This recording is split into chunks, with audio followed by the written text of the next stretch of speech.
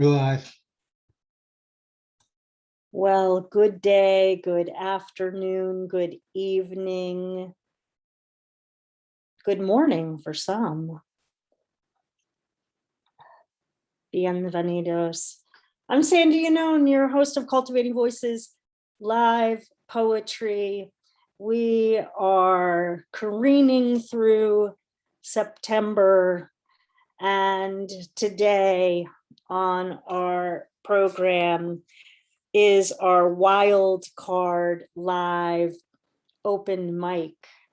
And what a deck of cards we have for all of you today, reading in the open mic. 12 poets, 6 minutes apiece.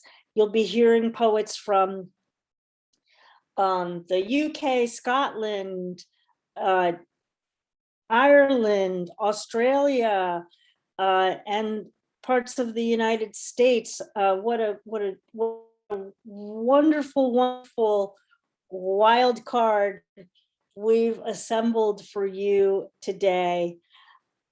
I'm always thrilled that you choose to come to our Sunday, for some people Monday, gatherings. We've been doing this weekly since March of 2020, and I continue to marvel at the poetry that is assembled and archived on our Cultivating Voices live poetry site on Facebook, where I also want to welcome those of you who are joining us live, watching there at this moment. Just a short reminder that, we come together because you humbly signed up to a Facebook group called Cultivating Voices Live Poetry. And over time, that has ballooned into over 2,900 people now on the site. I appreciate everyone who's been posting about world poetry, connections, the poetry's connections to world events, as well as new books and readings and upcoming things that we can connect with around poetry. It is every single week there is such an abundance, and we could not do it without all of your participation. So again, my extreme gratitude for your continued interest, connection, and there you have it. Keep it going, my friends. Keep it going as we get into, at least here, as we approach fall. I will be probably going to many more poetry readings, so all the more reason to keep posting things so that we can all benefit and attend and support each other. Well, everyone, we have, as I mentioned, 12 fantastic readers. Many of them, if not every single one of them, has read with us before. They all have, and so it is such a delight to have this kaleidoscope of readers today. I will just be introducing them without bios because they just signed up right before they came on, and you'll be hearing about 6 minutes apiece from each person. If we can, we will go to a waiting list of poets. So if you are interested in perhaps reading a poem as we get to the end of the reading, feel free to put your full name in the list and just write open mic, and Kim Ports-Parsons, the delightful Kim Ports-Parsons, will be assembling those who might be joining us after our 12 features for today.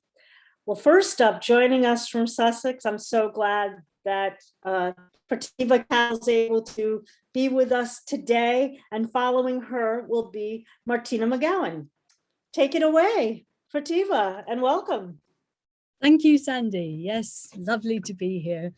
Okay, I'm going to start off with a poem from, it's still forthcoming, my award-winning debut pamphlet, A Triptych of Birds and a Few Loose Feathers, published by Hedgehog Poetry Press.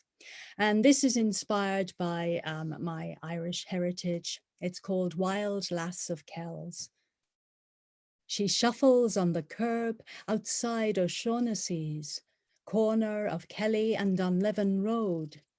Her eyes, the colour of Our Lady's veil, scorched bluer by her copper curls. On the lookout for the da. Her task of a Friday night to wheedle the wages off of him before he sets out on the lash. Glad of a break from the chores. Socks like a flock of crows forever jostling. Hand-me-down frocks in need of hems, pants snagged on barbed wire, nails atop of farmers' walls and fences. Herself, the firstborn of a baker's dozen, endless mopping up of spats, snail snots, scabby porridge pots.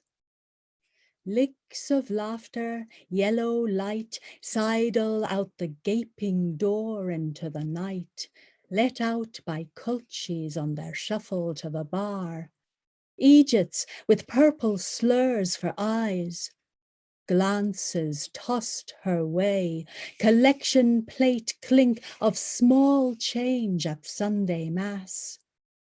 The odd time a flash of lust, the most time shame. A rare smile to build her up. Sure, aren't you a dote now, Delia? Looking out for your mammy. God bless yourself. Eyes cast down, pious daughter of the Virgin. Lord love the child in her wilting dress. Miraculous blue medal clipped to the chest of her tatty cardigan.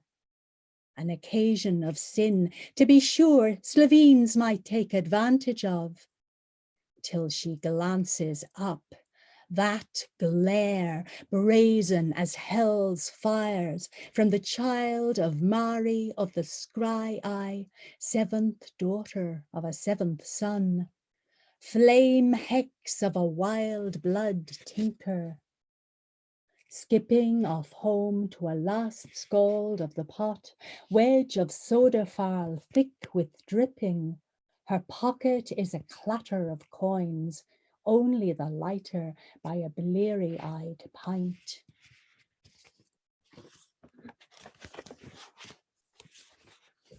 Thank you.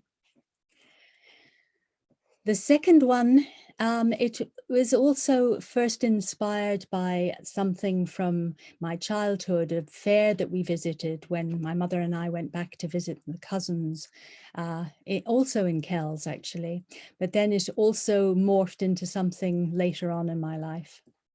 Navan Fair. The cage dangles upside down on the tip of a tentacle flung like a baby's arm to its steepest sprawl. It idles in the breeze, quivers, my knuckles white, tight with clutching the metal bar. A singe of sugar rises from the candy floss stand and axle grease. Woolworth's cheap scent shouts laughter, hurdy-gurdy grizzle of the fair. I breathe like sipping water in a drought, barely enough to keep me conscious, lest falling into a belly-bloating wail, I loose my grip. How might it be to slip, soar, a swift inscribing secrets, or the blood clot that might have been you slipping out from between my legs to slump, limbs akimbo, a crooked star glinting in the churned up mud, essence seeping through jellyfish skin. My fingers tire, begin to fail, open, but the engine judders, runs back to life. Cogs once smooth stutter me back to the start. I clamber out, stagger through quicksand crowds, my face a clown's mask. And though my lips curve upwards as if all this has been nothing more than a lark, my heart weeps clotted tears.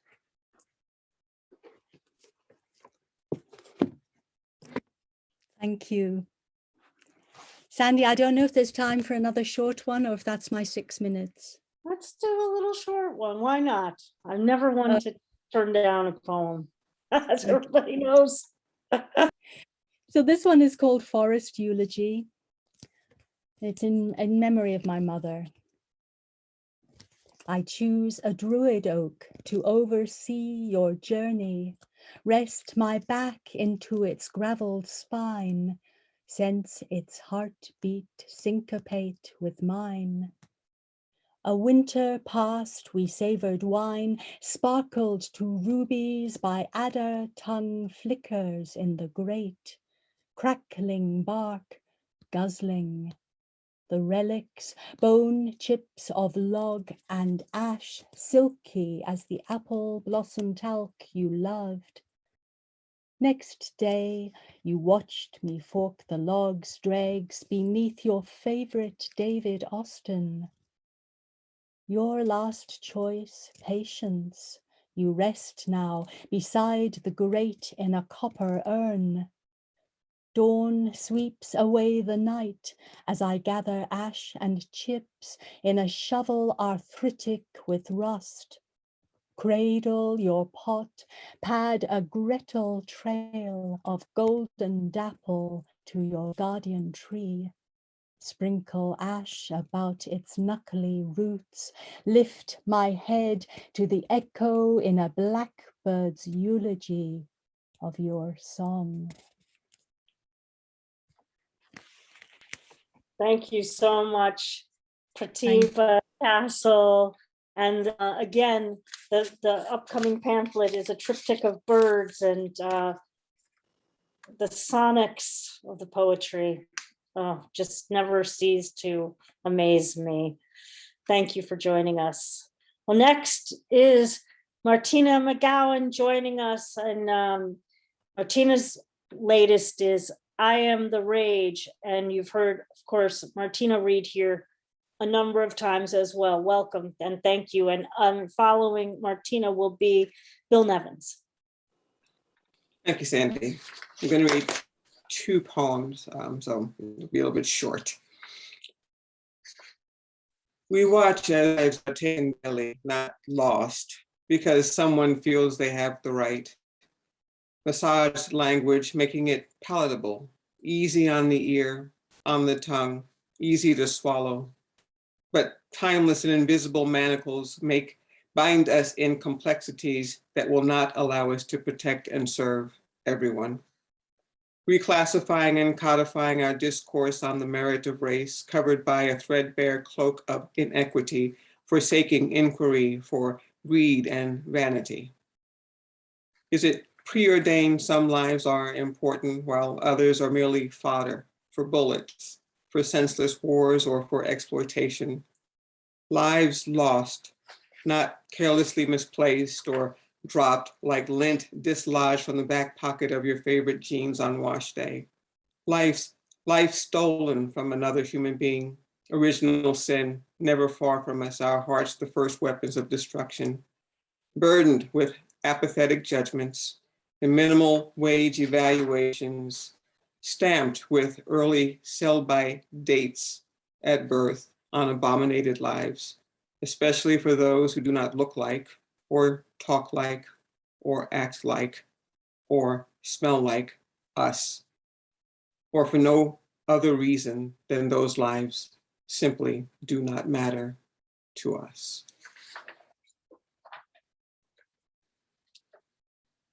The second is This is a work in progress. It's called A Prettier Song After Etheridge Night.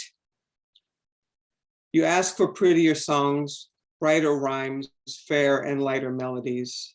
My impoverished heart cannot comply, for the truth is all I have on offer. Promises of brighter days still unfulfilled, temporary secondhand happiness, islands of joy and contentment, lost in oceans of doubt and disillusionment. I too dream of breezes caressing my face, comforting waves as I walk the white sands, wallowing in open fields of wildflowers, toes dipping in cool creeks, basking in the moonlight beneath the stars. I await the opening of the madhouse doors, once again co-signing my dilatory freedom, hoping to release the sorrow, the constant heartache, let them float away lighter than air. One day, I shall sing of peace and love and hope and light for you. One day I shall write of beauty, but not now. For now, I am still a canary in a coal mine, taking a double dose of air so you may breathe. Thank you. Wow, thank you so much, Martina. Again, the latest is I Am the Rage, and I just always appreciate the truth to power that you bring to your work and bring to our readings. And I'm going to give a little shout out for a reading that you have upcoming this week with on one of my favorite programs, the Quintessential Listening with Michael Anthony Ingraham, who is going to be reading later, and that'll be on Wednesday, the 22nd. Michael, be sure to announce that again. Thank you. Thank you again, Martina. Appreciate the work as always. Next, we have Bill Nevins, who just read yesterday, just so eloquently and robustly the work of Jack Hirschman, and on the tribute from Indran Amirthanayagam. Appreciated hearing you. And after Bill will be Kathryn Crowley. Thanks, Bill. Great. Thank you. Can you hear me okay? You can hear me. Okay, good. All right. Bad Gaelic here. La and Dryleen Rende, how them hungry birds flew.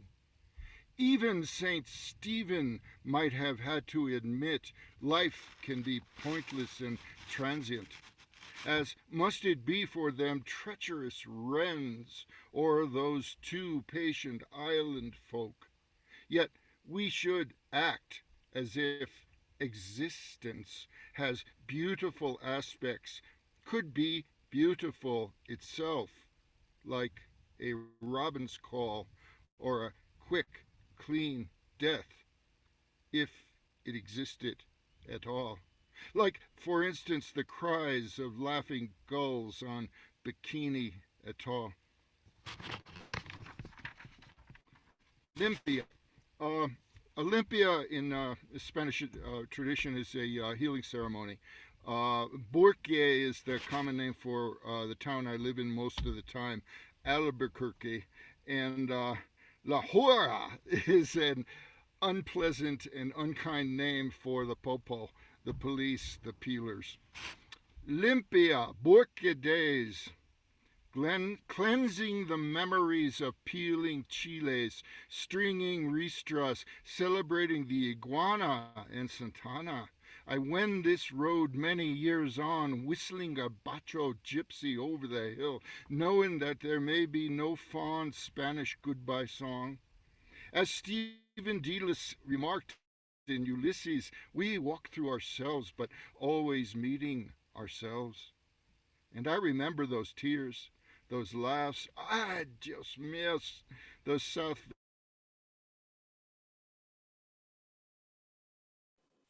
Billy, just muted.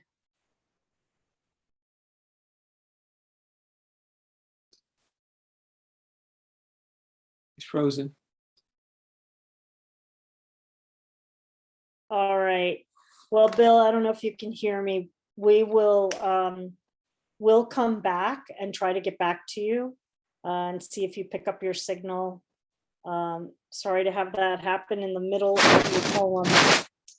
So let's move to Kathryn Crowley from Limerick, one of my truly my favorite places on the planet. So many friends there, and looking forward and so glad to have you with us. It's been a while. Yeah, it's been ages. Hi everyone. Yeah, thank you, and thanks Kim for reminding me and for motivating me. So today I was at the first live poetry event and music and storytelling event that I had witnessed for a year and a half, 2 years. It feels like 5 years, and it was in a church, an old church in Listowel in County Kerry, about an hour from where I live. So here is a poem that I wrote after a different gig in another old church in Ennis in County Clare, and it's called Drunk in Ennis. And for the blatant self-promotion, that's from my chapbook, The Pollen Pages, the little honeybee on the front. Thomas, thank you. I see you there. Some people have bought a few copies of this and it feels great. So, Drunk in Ennis. Plastic costume jewellery morphs into glowing precious gems as sunlight streams in like treasure. In front of me, a woman is wrapped in a rusty brown coat, fluffy beige trim on hood. The wind picks up to swish against church buttresses. We remain snug. A sunbeam warms a cold brass plaque on stone. Stained glass diamond shapes glow. 7 lemon window panels framed by lead. Every person seems transfixed by the plucking of strings and baroque instruments. The clock is ticking, but here double bass is our timekeeper. As silence vibrates, we are vulnerable. Bald scalps shine next to hairy crowns, candy floss soft grey here, reddish blonde there. I see a gorgeous wool shawl, all green tones, moss, mint, and soft lime. In one window panel, men swig from a clay urn. I am drunk on coloured light.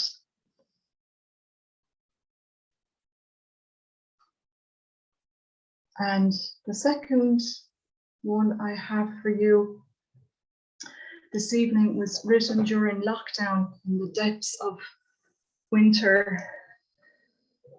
during a tough time. So like many of you, I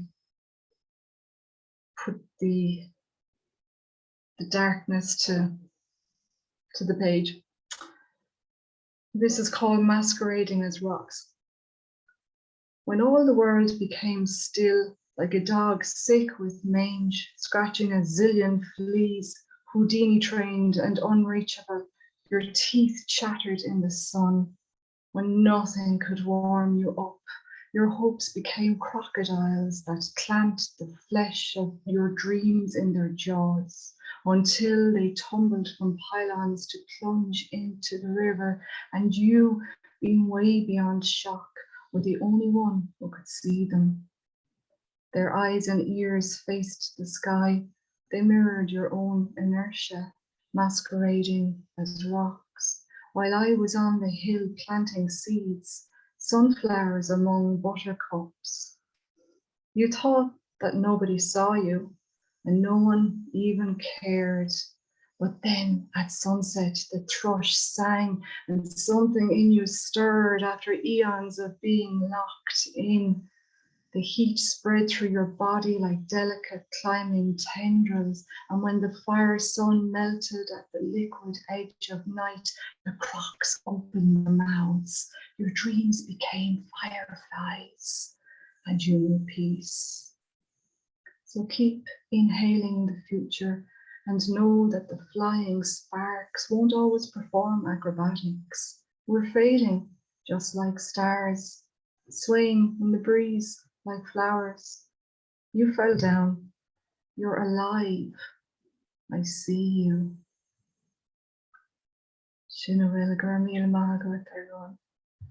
Thank you. Sláinte. Beautiful. So glad to have you join us this evening. For you, Kathryn, the newest project among many is The Pollen Pages, joining us from Limerick.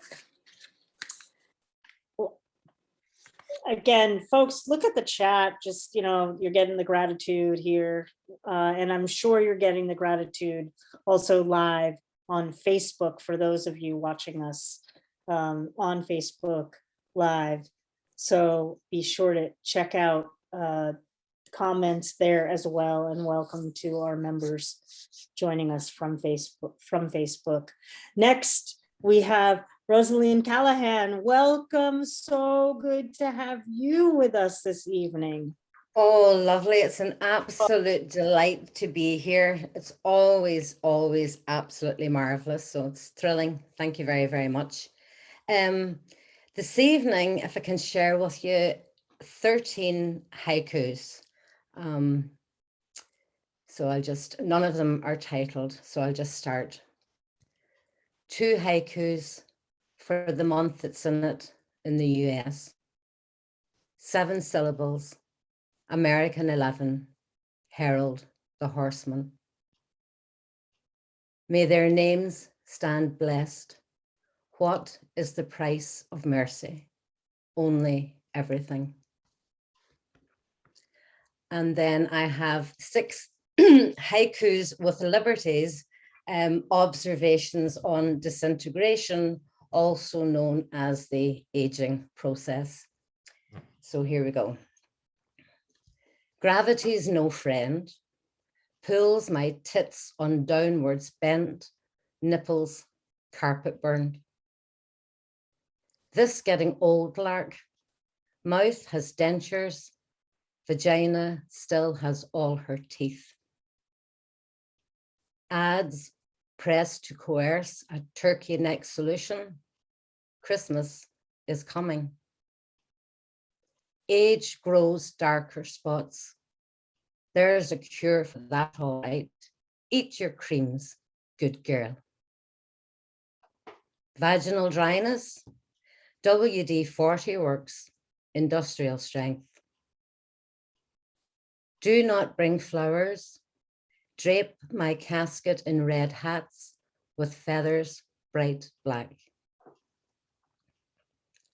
And 5 haikus on Ireland.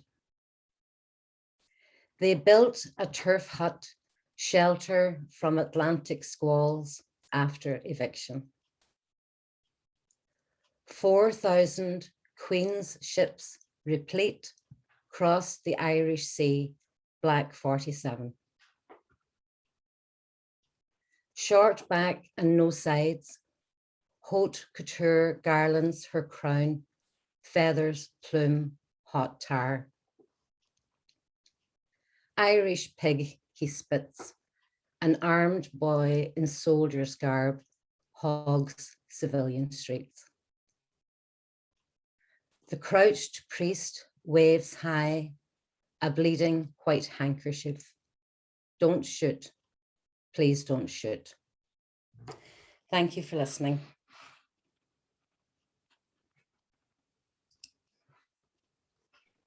It's such an amazing thing what one can do with the haiku.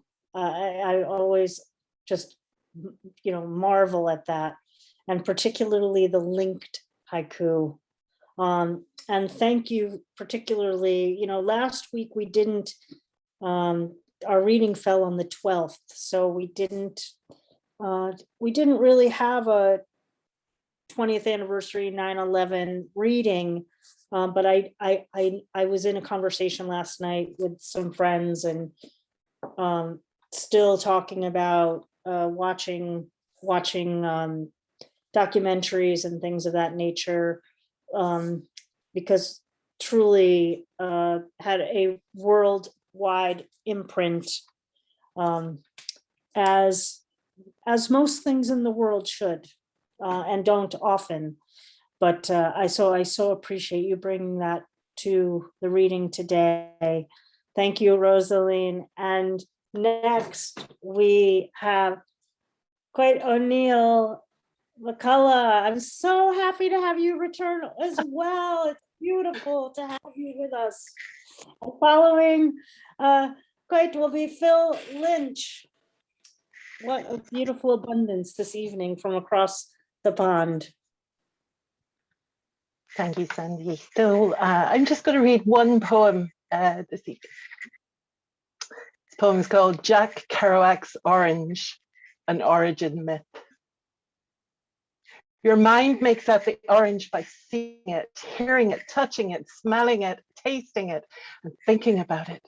Depending on your mind to exist, by itself, it's a no thing. It's seen only of your mind. From Jack Kerouac's The Dharma Bums.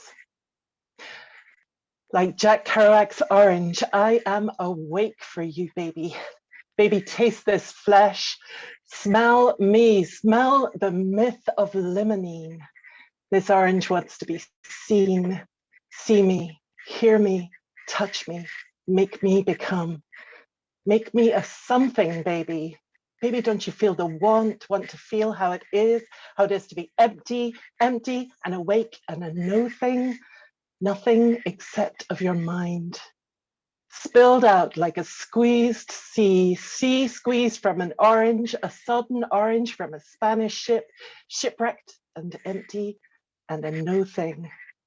Nothing except for the mind of a poet. Thinking about it, it's really mental. Things only seen of your own mind. But Jack got it wrong, baby. I am not your orange. You may have me in your mind's eye, thinking about it and me and all that existential, baby. You may say you saw me and only of your mind. But it was me who was looking, baby. And baby, I was looking at the apple. It was me who was awake and looking at the apple. It was always me, baby, it was always me who took the first bite. Thank you.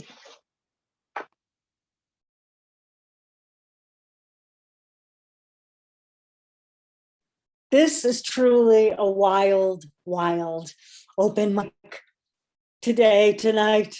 I love it. Thank you so much. Jack Kerouac's Orange. Yes. All right. Next, we have one of my salmon brothers, Phil Lynch, and following Phil will be Linda Ohlson Graham. Good evening, Phil.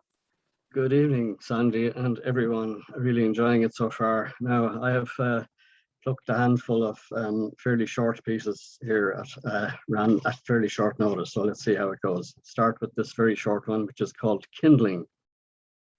Set a fire, strike a match.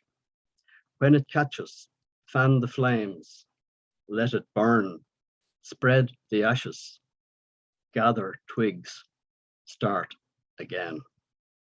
So I think starting again is what a lot of us are doing, getting back into live events and so on.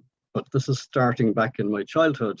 This is one that's called Stepping Stones. I suppose it's just a reflection on the boisterousness and carefreeness of life in rural Ireland when I was a child. Yeah, without much care for those who were allowing us to be carefree, I suppose. Stepping stones. We hop on stepping stones to cross the river on the way home from school. And where the water narrows its furrow, we learn through bets, dares, and bravado to jump from bank to bank. We run, free-spirited as the rain, through wild-flowered fields, climbing gates, jumping stiles. We are high jumpers and pole vaulters, riders of bucking broncos, playing cowboys and Indians, cops and robbers, spies and spy catchers, goodies and baddies, all in one day. The only barrier to our stride is when it comes to sleep. Even then, our minds continue to chase adventure of all kinds. Snipers on the loose near the house. We dive to hide behind a giant clamp of turf. Something moves inside the shed. A head pops out and shouts, "You're dead!"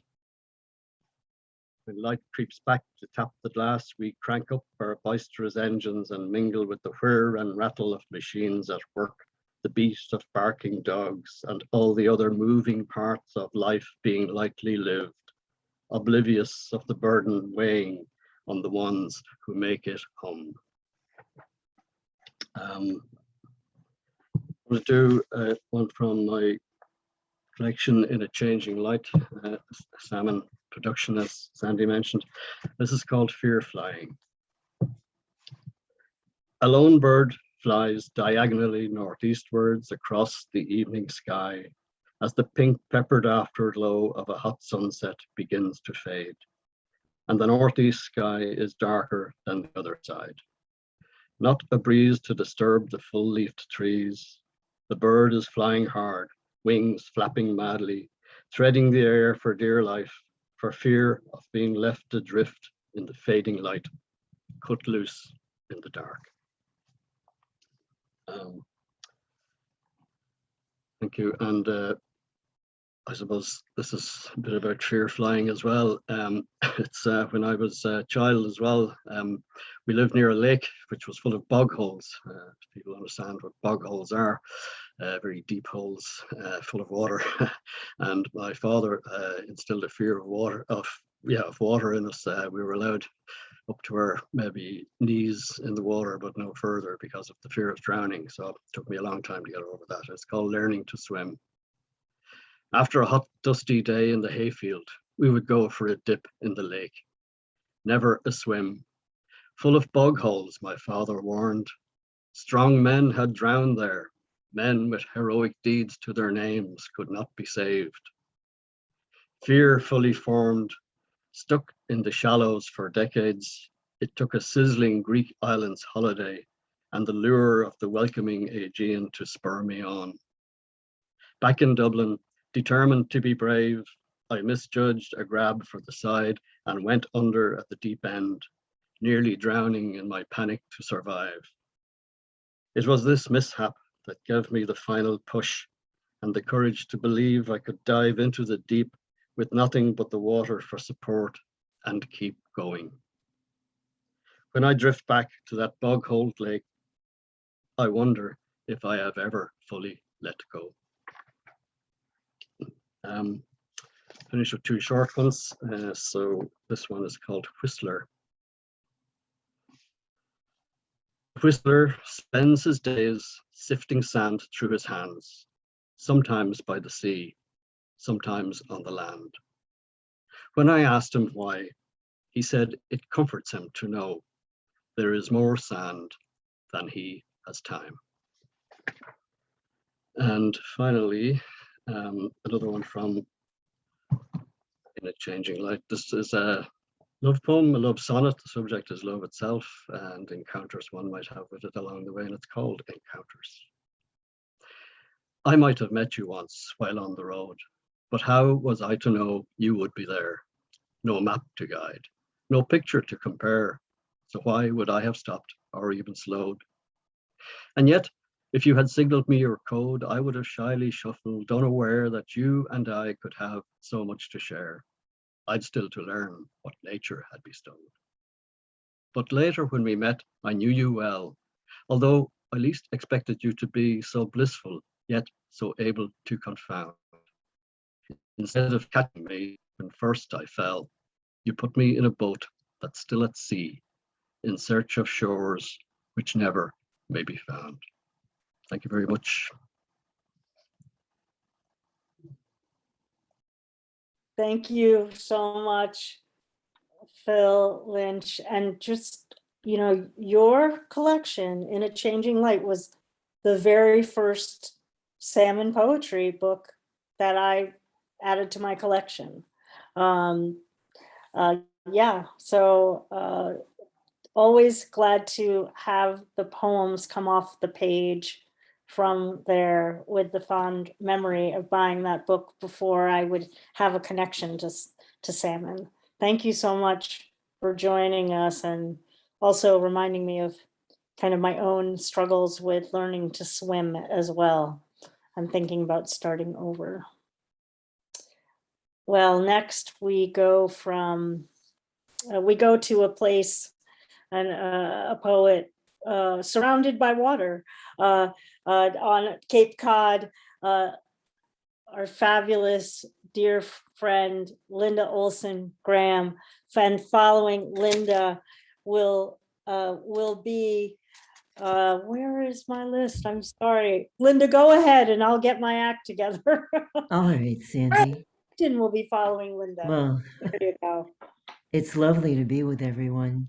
My writing is under the name Earth, Ocean, Heavens, which is a name that came to me out in the open ocean. I had the blessing of sailing thousands of miles in my 20s, and like a lightning bolt, that name came to me. I thought I'll put a link in the chat to the book. I have a book on the homepage of 2 websites. One of my websites is my name, all one word, lowercase, lindaolsengraham.com. And I thought it's appropriate to share something that I wrote the morning of September 12th, 2001. I saw the plane hit the World Trade Center building. I was doing home health care on Cape Cod. On the morning of September 11th. I had a 1-month exhibit at a bank on the elbow of Cape Cod. Cape Cod is shaped like that, and I'm out here on the end. So in Orleans, I had an exhibit with a whole wall of big sky photographs and piece of art with writing, 1/2-inch writing, and then one small piece of art that had 4 thoughts in it. And I saw the plane hit the World Trade Center building. I woke up the next morning inspired to create a new piece of art. I extracted 2 lines that were part of a piece of art already in the exhibit and enlarged them in a 30 by 40 frame. So one of the lines is a question that I opened a poetry festival masterclass writing exercise when the gentleman said, write about something you have an interest in, and then he inserted phrases that were like you-bends in the writing.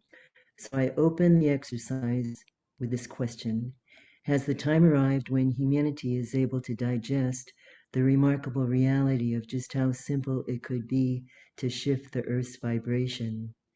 And then the other thought that I extracted from a small piece of art shared about the French philosopher Teilhard de Chardin, who created the word noosphere, Noosphere, to describe a layer of thought that hovers above nature and acts as a universal consciousness.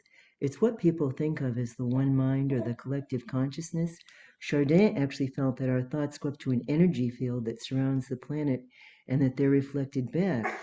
So I came up with this philosophy that if enough people could quiet their thinking minds just for a few minutes daily, it would quiet that atmosphere around the planet. And incrementally, I believe it's a formula for world peace. World peace, calmer weather, end to terrorist attacks, and I've added insights into curing and eradicating the pandemic. Because when people meditate, I was taught to meditate on a mountaintop in Haiti when I was sailing in 76. And sometimes, if I have a question in my mind, I just go inside and listen, and insight will come. So I really believe that could happen to all of us collectively as a race of people. If enough people could quiet their minds, we would get insights into how to cure what needs curing right now. So the line that closes my website, Linda Ohlson Graham, is, please hold the thought with me that peace on earth and calmer weather patterns can easily happen in a moment or two of silence in enough of the collective mind. Thank you so much. Thanks. Thank you, Linda, Oh, sure. for always sharing, those insights that are about our necessity for caring for the earth, striving for peace, and connecting with each other. And I loved hearing the voice of a person I know is near and dear to you in your heart in the background today. I'll have to pick him up in a minute, so he'll be sitting on my lap. He's actually been sleeping for about an Come on, hour and just absolutely. woke up. So my little buddy. Thank you.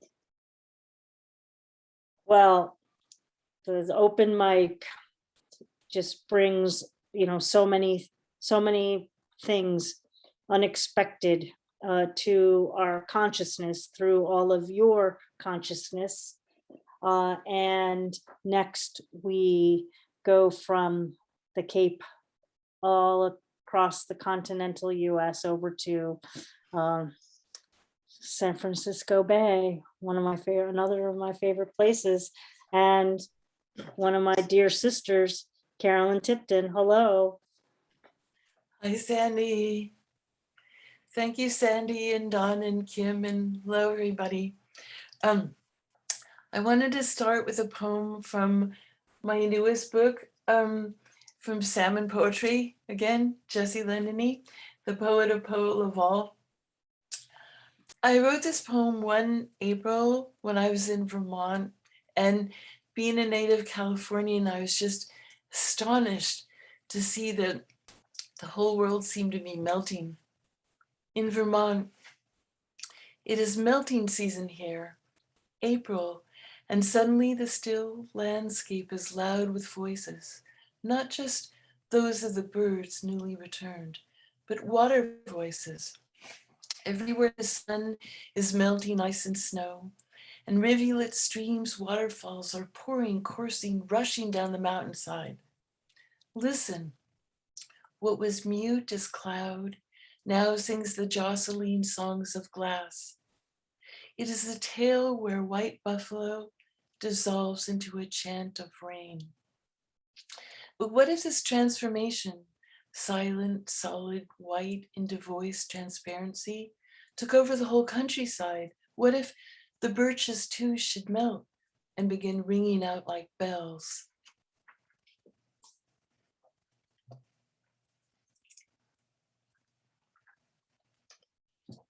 The next poem I'd like to read is from Returnings, my most recent translation of poems by the amazing 20th century Spanish poet Rafael Alberti. He wrote this book in exile from Franco. He returned in his imagination to the people and places of his lost country. And sometimes he remembers so vividly that it comes alive again for him. Love returns to landscapes still alive. We believe, love, that those landscapes are asleep or dead along with us, their true life locked away back in the days we spent in them. We believe the trees have lost their memory, the nights have thinned and given away whatever made them beautiful and timeless. But it takes just the slightest trembling of a leaf, the sudden breathing of a burnt out star, to find ourselves the same ones whose delight filled the places that held fast our own embrace. And so today, love, you awaken at my side, among wild currants and hidden strawberries, protected by the staunch heart of the forest. Here is the wet kiss of the dew, the tender blades of grass that cool your bed, the enchanted sylphs who decorate your hair, and the high mysterious squirrels whose play rains down the green small change of branches on your sleep. Leaf, may you always be happy and never know autumn. Leaf whose slight trembling carried back to me the fragrance of those blind and luminous days. And you, lost star, who opened up for me an intimate window onto my youngest nights, may you never stop shining on all the beds we slept in until dawn, and that library lit by the moon, and those books fallen quietly open, and the mountains outside awake and singing to us.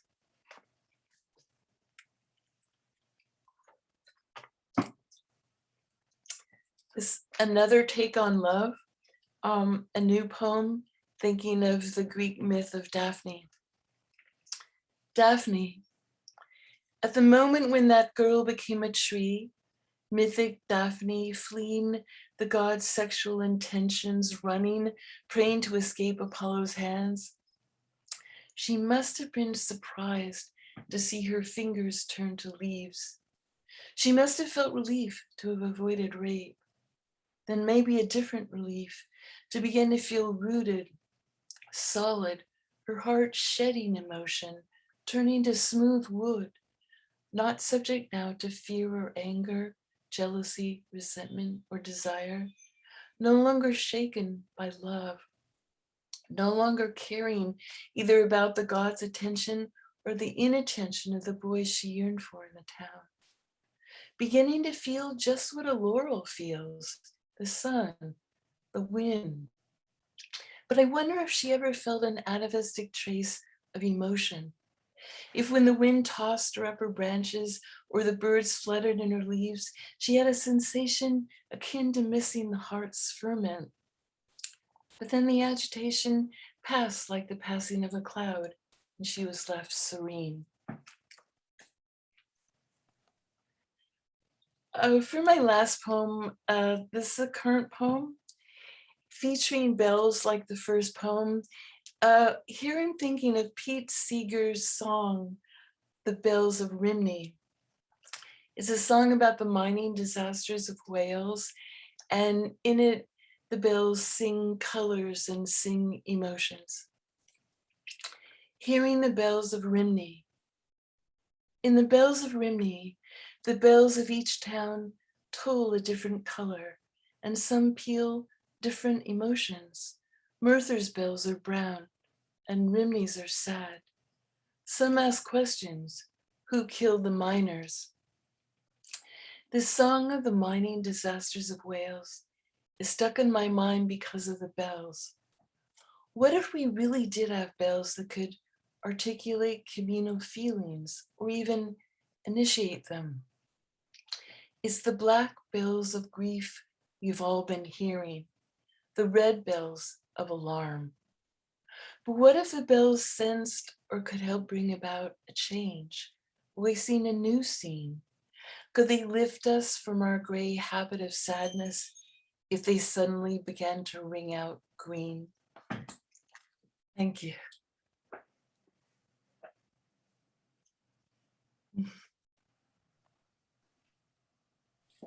Thank you for those poems today that truly sang, you know, like bells ringing.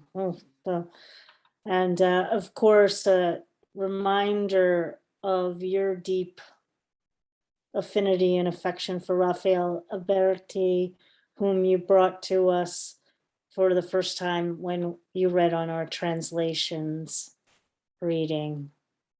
Thank you. So good to have you with us today. Beautiful. Well, our final three readers, featured readers in the wild card open mic today we're going to start with Michael Ingram, Michael Anthony Ingram. You know Michael from that reading series that I like to encourage folks to listen to because it is about quintessential listening on Blog Talk Radio. Please welcome Michael Anthony Ingram. All right, thank you, Sandy. As always, I'd like to say first that Sandy is correct. On Wednesday night, Martina McGowan will be with me on Quintessential Listening. She will be my 182nd guest. So that makes me very, very happy. I'm glad that she'll be with me Wednesday night. I'd like to recite one piece. The title is When I Dream of Paris. I've had this lifelong fascination with the city of light. And I finally had an opportunity to visit in 2020, but my plans were scuttled due to the pandemic. so I didn't get a chance to go. But when I dream of Paris, that's where I'd like to be. This is when I dream of Paris. When I dream of Paris, the skies filled with patriot desires, desires that melt and flow like dolly landscapes across the horizon. I walk briskly along the Champs-Elysees, jumping on to drink coffee at a small cafe near the river's edge. I must drink quickly because its patriot desires don't linger long when you live in small town North Carolina, a place where Dolly is better known as the name of the melancholy schoolgirl who lived fast yet died young. But when I dream of Paris, my nostrils fill with transporting fragrances, smells that lure and enchant like the city of light itself. And the beauty of La Sacré-Cœur, Montmartre, and Montparnasse is that delicately the flowers that grow leisure than in Luxembourg. I must exhale slowly because transporting fragrances don't linger long when they're bundled up in sacks of dirty clothes that your mother washes for neighboring families. And it's your turn, your turn, your turn, your turn to sort through them. But when I dream of Paris, the night is hear the music of Josephine Baker. I eavesdrop as her siren song calls the twilight to Jake Desamore. I must listen intently because the voice I fear is not that of La Femme Josephine, nor is the gentle will of Mrs. Mary Alice Grayson, an old woman that my family visits the Greater Peace nursing home. In her room, in her private world, she sways and shimmies all day to the rhythm of the music she alone hears. She smiles and curtsies to the men she knew when she knew no loss or pain. Breathless from antiquated memories, she clutches her tattered purse and fingers the red silk rose that is pinned to her dress. But when I dream of Paris, I stop to dream and I awake to more realistic life. Thank you.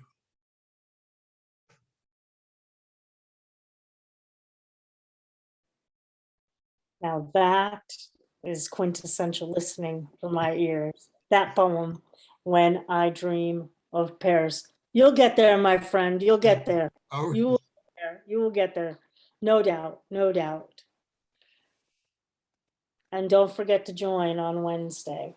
And listen to the previous episodes, all 182. Congratulations on that. Cait Wegrzyn here, one of like great interviews there. I love that episode so much. Thank you so much, Michael Anthony Ingraham. And next we go to our next to last featured reader for today in the wild card open mic, Larry Kerschner, my neighbor. Welcome, Larry. Thanks, Andy.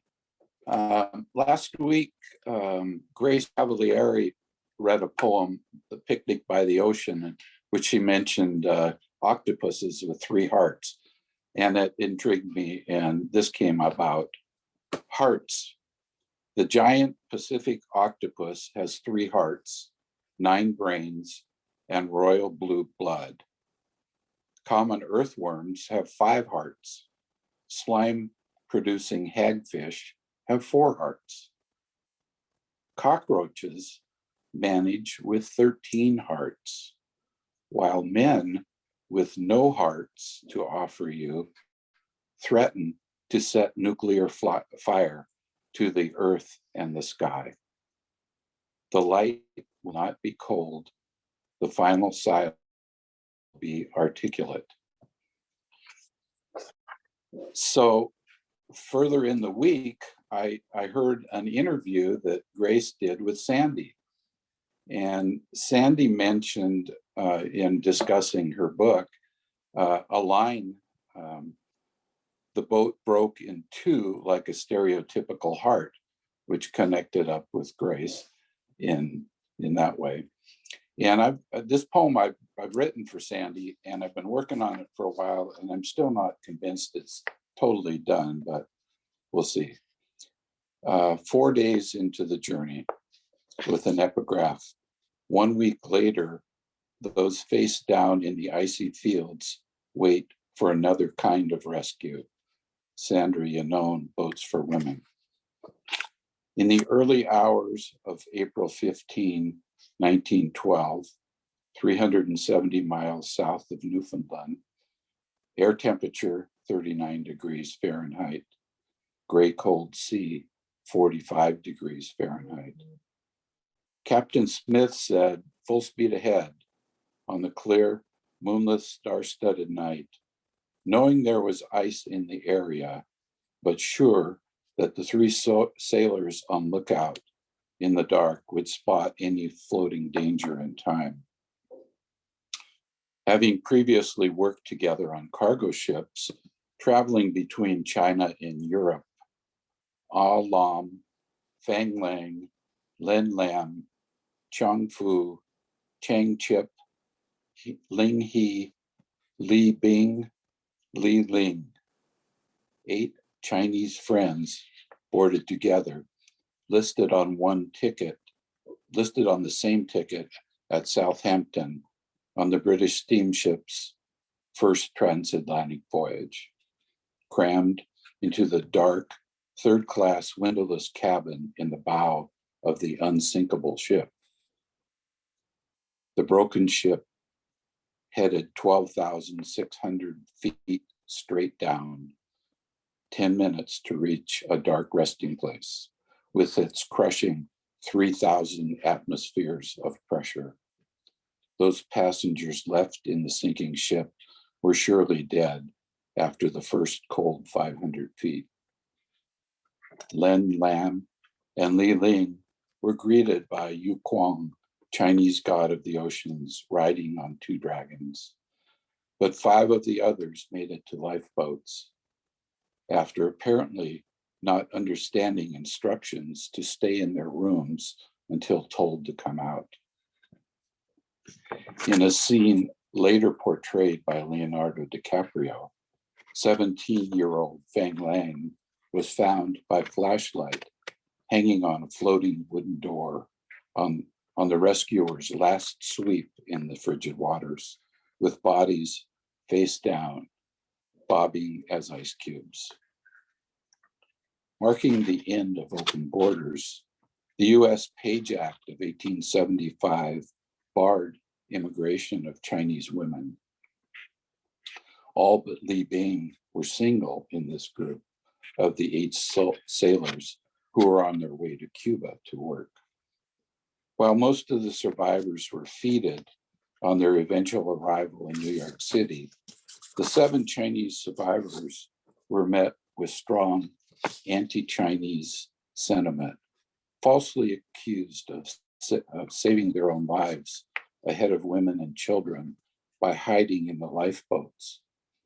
Unlike others, they received no medical attention. The Brooklyn Daily Eagle called the Chinese survivors creatures who had sprung into the lifeboats at the first sign of danger and concealed themselves beneath the seats. False information spread by the Titanic owner, J. Bruce Ismay, who ended up safe in a lifeboat with 4 of the Chinese men. Within 24 hours of arrival, after being held overnight in custody at the inspection station at Ellis Island, the Asian mariners were expelled from the country under the Chinese Exclusion Act, which barred all Chinese people from immigrating to the US. In and out of the harbor, past the icon of freedom and of the United States, the lady, a supposed symbol of welcome to all immigrants arriving by sea. A century later, during the recent pandemic, hateful anti-Asian attitudes have again been visible in the land of the free. The last president spoke belittlingly of Kung Flu. Fox News commentators say diversity is not a strength. Not so long ago, public health officials in the US described Chinese people as disease-ridden and dirty. Americans living in willful ignorance, hubris of racial superiority, and fear of other purposely induced by those who control the media appear to have no clue how to walk in a different direction. And for the final poem, this is called The Last Loud Sound. The epigraph, Rest is Silence, William Shakespeare. When I read Francesca Bell's poem, What Small Sound, in a recent issue of Rattle, I had just spent 2 weeks realizing my loss, waiting for my hearing aids to be returned after repair by the VA audiologist. She noticed her hearing leaving when she was 24. She spoke of deafness expanding imperceptibly, as had mine over the last 50 years, since the day when I was a 21-year-old boy soldier and the grenade went off close by in the midst of the ambush. And this is my most recent book too. It's called Selected Poems, 1970-2020, with a great foreword by Fergus Hogan, friend of Cultivating the Voice. Thank you. Thank you so much, Larry. If the only thing that one of my poems does is inspire someone else to write, that's the best thing that one of my poems could do. So thank you. And of course I too have read about those passengers on the Titanic. I didn't write about them, but I'm glad that you have. And someday I hope to do an anthology of Titanic poems. So I'll be knocking on your door for that poem. Thank you. Thank you for being with us today. And congratulations on your new book, which I'm hoping you'll come and read in a future new book showcase when I start booking for next year. Well, we now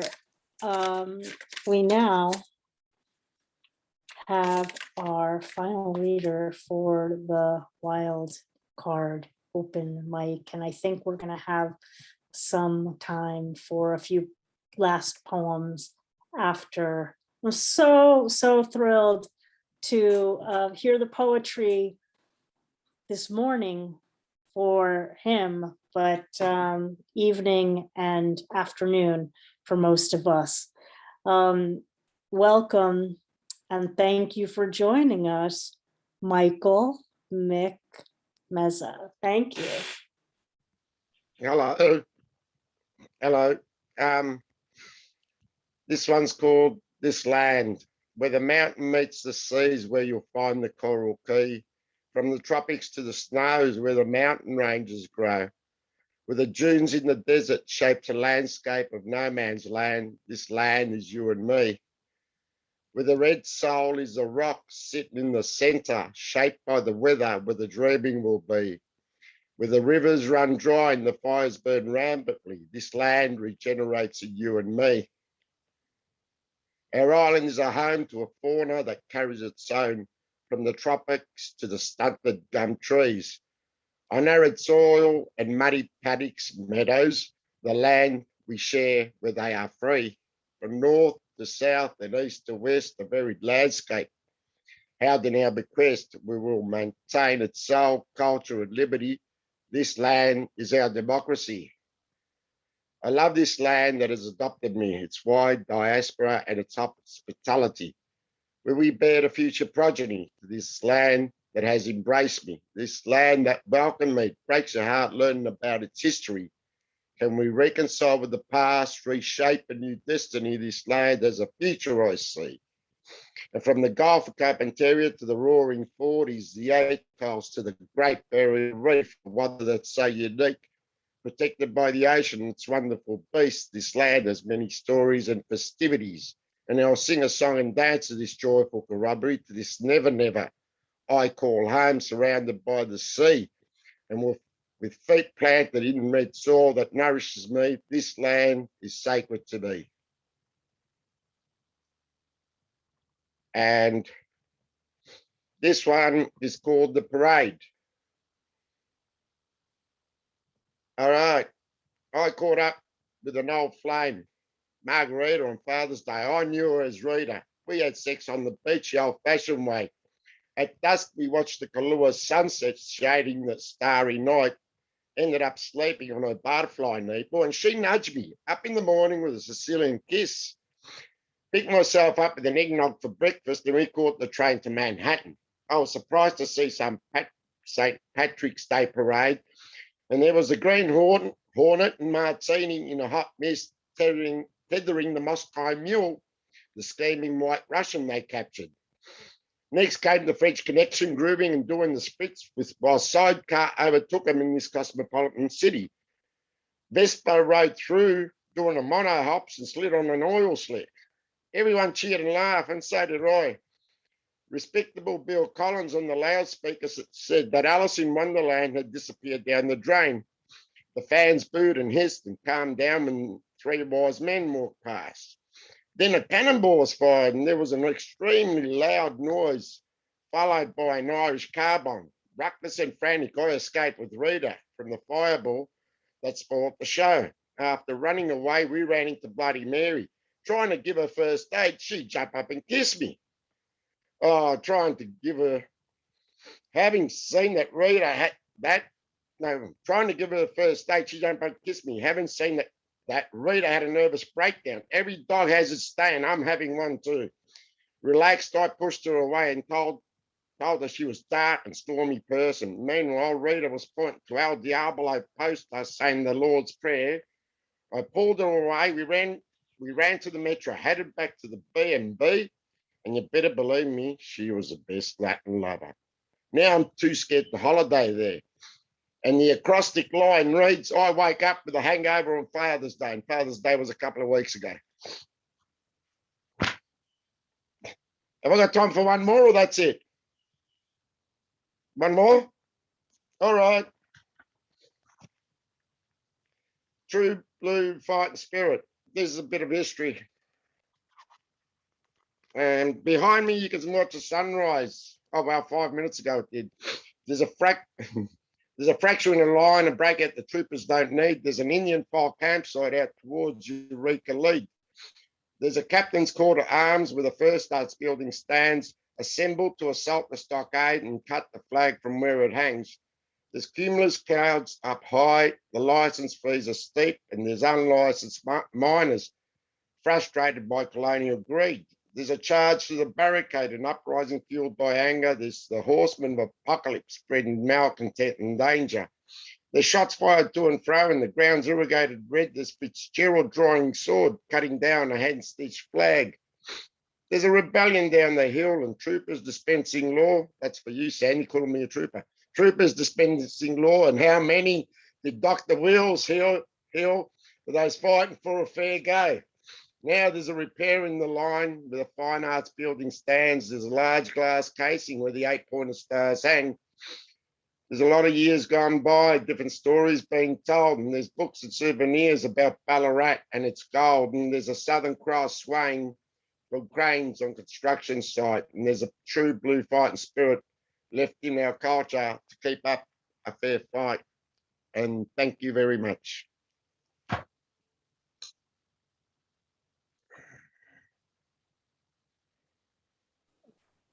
Thank you. You add the wild to the wild card today. You add the wild to the wild card. And thanks for getting up like at the crack of dawn, and we get to see the sunset with you. Sunrise. Sunrise, excuse me, the sunrise. Thank you. Hey, folks, we're going to go back, hopefully, if he is willing and able to join us for his second poem when Bill Nevins got cut off from the feed. And so if Bill can join us and try to give us if we can hear his second poem, and then we'll go to 2 folks on the wait list for 1 poem each, and we'll call it a day, night, evening, morning.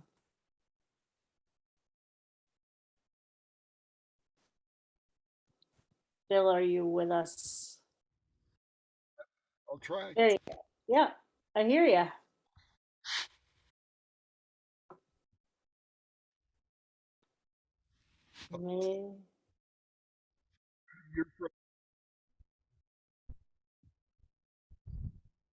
If you can hear me, I'll give it a shot. Okay. Here we go. Can you hear me? I can't hear you. Okay. Here we go. You know what? I'm going to turn off my video. Maybe that'll work. There we go. No video. Kabul's sunset, just over the horizon. As proud-robed mujahideen give wary thanks in bearded faces to Allah in the ruins of forward operating bases daubed in sad skull graffiti boasts of long-departed Yanks. Red Army ghosts haunt rusted tanks. American fighters roared over, afterburners blazing in the middle of a Sangre de Cristo day when most of us were cutting firewood, watching deer, or just lazing. Wham, bam, thank you, ma'am, our aerial warriors at play. Some say it's just a training exercise, and we should be glad. Afghanistan, you see, has mountains like these, and we're enjoying our safety in the land of free, home of the high-flying brave. Taliban ain't got no air force, that's for damn sure, Jack. Raise your eyes to the contrails and whisper the pledge. And watch your back, buddy. Fucking hell. Did you serve? Maybe it's just me. But low-flying combat planes crashing the air above just don't make me feel comfy, you see?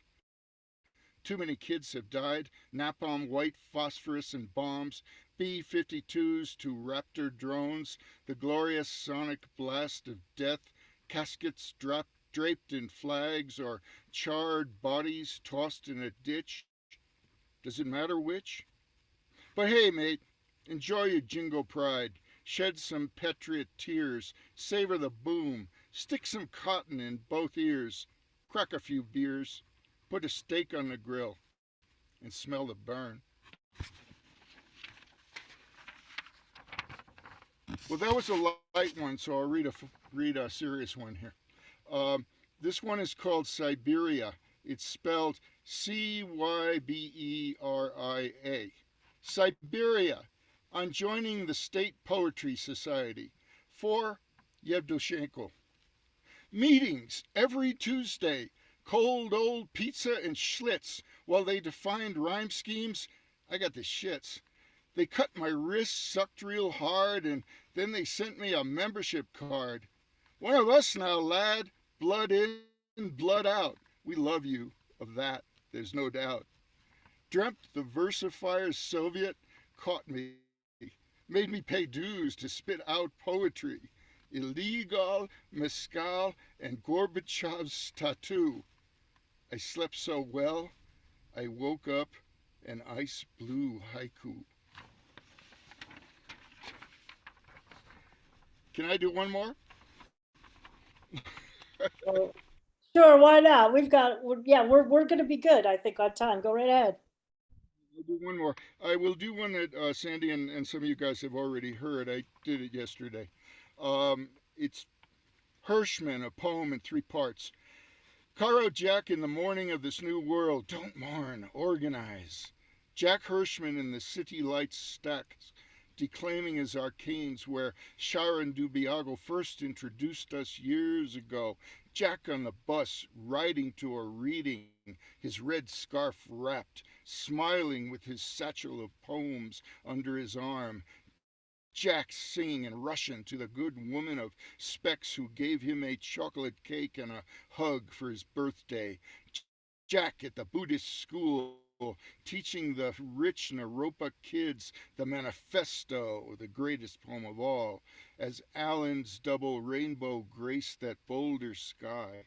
Jack come home after an evening of his people's poetry work to Aggie and us 2 visitors from afar, filling our glasses with vodka or wine, then reciting Sailing to Byzantium in its entirety from memory to show us what pure poetry can mean, to show us what the mind can be, to show the red way as revolution rose from the streets of North Beach, as Jack laughed and loved and danced and sang, as our lives rolled on, as the world began, as Jack lives with us each brave new dawn.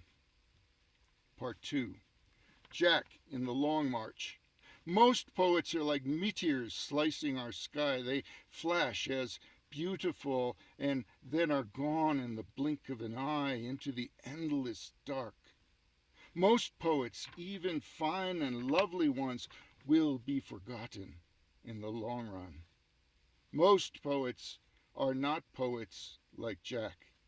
History will not forget Jack Hirschman. Viva Jack Hirschman, blazing bright, siempre Jack Hirschman presente. Part 3. Jack, manifest. Let the ruling classes tremble at a communistic revolution. The proletarians have nothing to lose but their chains. They have a world to win. Workers of all countries, unite. Mira, compa Jack, venceremos. Thank you. Bravo, Bill Nevins, bravo, thank you. I hope also that in that way that I hope that that there's a Titanic anthology that can hold Larry's poem.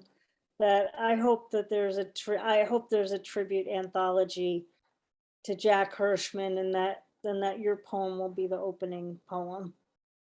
Now I've gotten to hear it twice. Thank you. Thanks for bringing it to us here today on Cultivating Voices.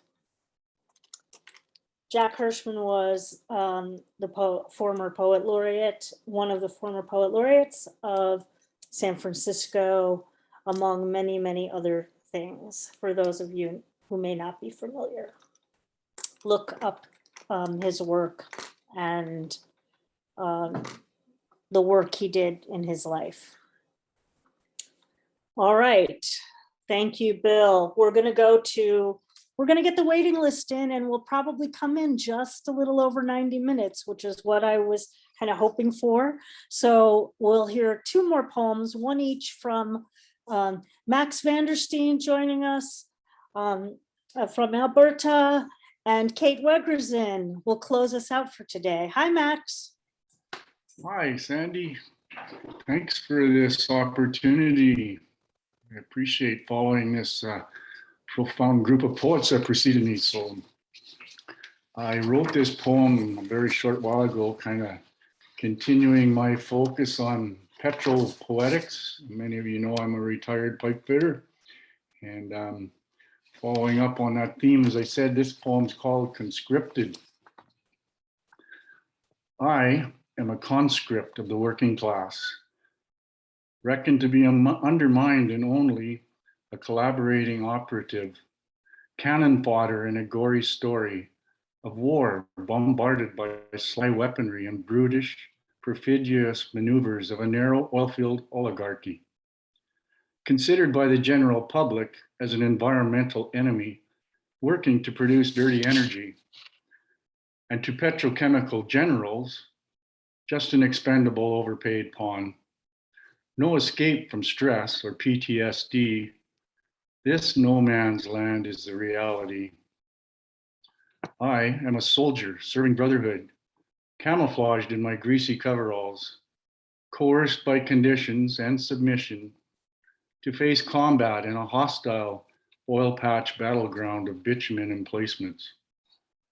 Shell-shocked amid bunkers, tanks, and catwalks looming like gangplanks leading to abyss, I seek and peek from bulwarks and foxholes at legions of toxins hidden in mist, cloaked and neglected by foreign agents deployed to develop crude resources.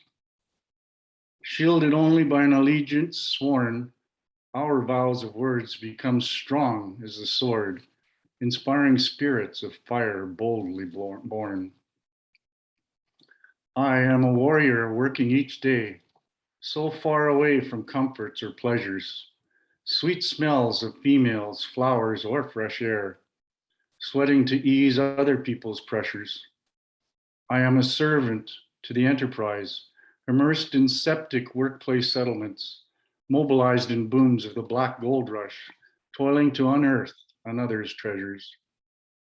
I am a crusader for equality, engaged in conflict for eco-justice, with brigades of bonded, benevolent men, countering through acts of integrity, imbalance between workplace and Earth's face, amidst interactional disparity.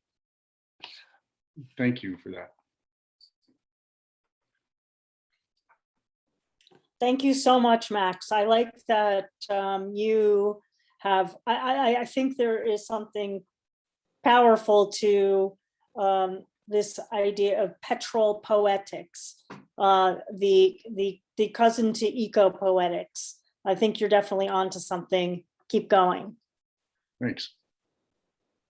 All right, our last reader for me this afternoon, our good friend, Cait Wegrzyn. I'm so glad to see you. I think you had a couple weeks off, and that's very rare for you. So I'm glad to have you with us today and get to hear you read. Thank you so much, Sandy. I do have a very short poem, 1 minute, and it was my daughter's favorite as I studied for weeks in seclusion to join the quintessential listening. So I do have that short poem, but I'd like to preempt very briefly that nature and the way we think sometimes, at first, my first response was, oh, the Italians are so lovely. Look at them out on their balconies singing to each other. I was not aware that then we would have a world of first responders overwhelmed, and that in my little private Idaho, oh, Idaho is such a mess. I'm in Colorado. Now our county for 3 weeks is at 100% full in the hospitals. You couldn't get a baby to be taken care of an earache or an appendicitis or a car accident. It's full. And the disregard that has been shown now in the USA, hundreds of thousands of people in football fields yelling with excitement and letting their spit out. And I'm saying, I'm praying that we will turn this around.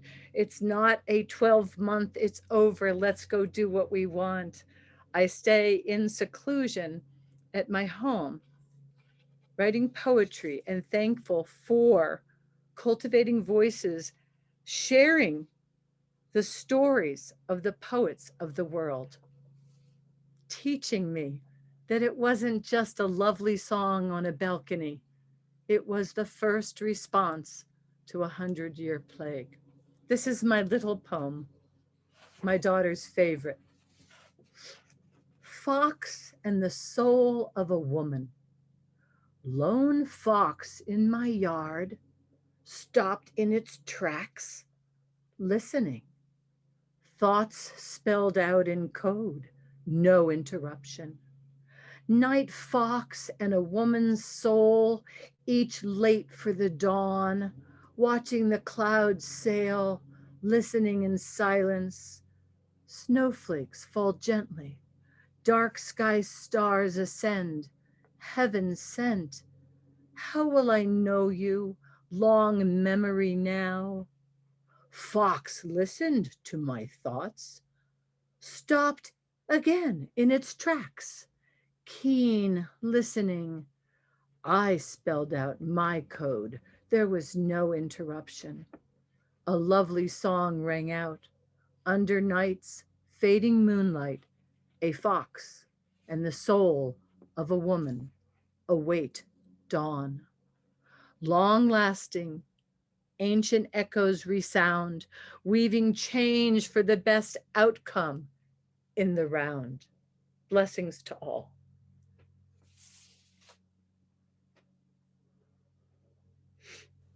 And now I start crying. It's all right. Okay. Thank you. Thank you. You know, the strength of your voice continues